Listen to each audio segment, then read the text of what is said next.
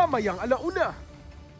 2026 IPA President at House Speaker Faustino Bogie D. III hinimok ang ASEAN Parliaments na pagbutihin ang buhay ng mga mamamayan sa pamamagitan ng makabuluhang mga batas. Our guiding theme is clear. Parliament securing a peaceful, prosperous, and a people-centered ASEAN.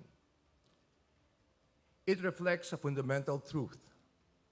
Communities endure not on aspiration alone, but on laws that are credible, government systems that are trusted, and leaders who deliver results.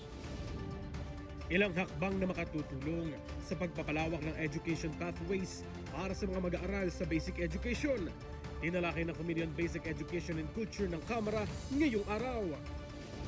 94.8 million pesos na modern rice hub sa bayan ng Hamtik sa Antique. Ininspeksyon sa pangunguna ni Pangulong Ferdinand R. Marcos Jr.